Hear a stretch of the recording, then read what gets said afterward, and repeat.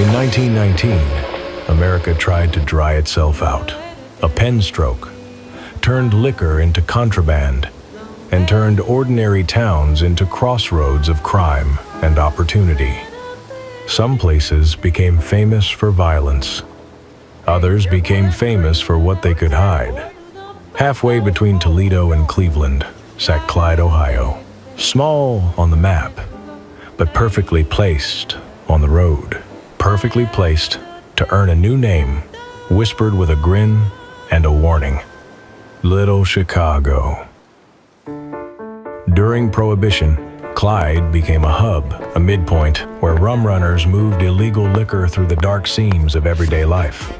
Speakeasies, back rooms, basements, and, like many towns of its size, a lore of tunnels, quiet routes beneath the surface. Some tunnels were rumor, and some were real enough to touch brick, mortar, and silence. One story in Clyde traveled like a legend because it worked so well. A hearse, known as the Purple Hearse, served as a rolling dead drop. Cleveland bootleggers used it as a drop-off point for liquor. Toledo-based runners would arrive, take the supply, and leave cash behind in the same vehicle. It went on quietly until the wrong set of eyes noticed what didn't belong.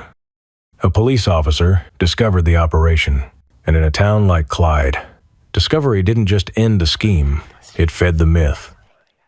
And then there was the man everyone seemed to like, Alfred E. Alf Geiger, well thought of around town, a family man. A grower of dahlias said to be the most beautiful on Vine Street. Alf operated a soft drink factory in a stone building on Terry Drive, an alley just east of South Main Street. His daughters and local kids sold those bottles along the highway. It was lucrative, and, according to those who knew the truth, it was also a joke, because the soft drink business wasn't the business. Some said the whiskey was made across the alley on an upper floor and packaged into vanilla extract bottles. It was then smuggled through an underground tunnel. Others said the still was in the basement itself, and the tunnel wasn't for transport. It was for hiding everything when a raid came. And the most telling part? People said the whole town knew, but no one complained. Maybe because Alf was such a nice man. Maybe because in hard times, a quiet crime felt like survival. Then, the Great Depression hit.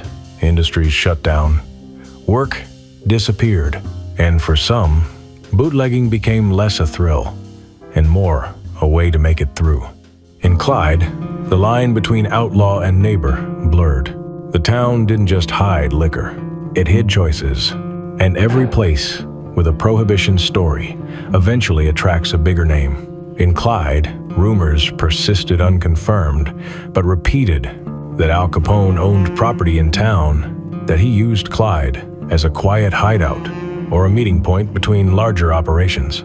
No proof, no certainty, just the kind of story that sticks because it could fit and because Little Chicago sounds like it ought to have a kingpin. Today, the roads are quieter. The speakeasies are gone or renamed or painted over. But Clyde's Prohibition story never fully left, because history doesn't always live in monuments. Sometimes it lives in basements, behind bricked-in tunnels. Tunnels that once carried more than footsteps. A town in the middle that learned how to become invisible and earned a nickname that refuses to fade.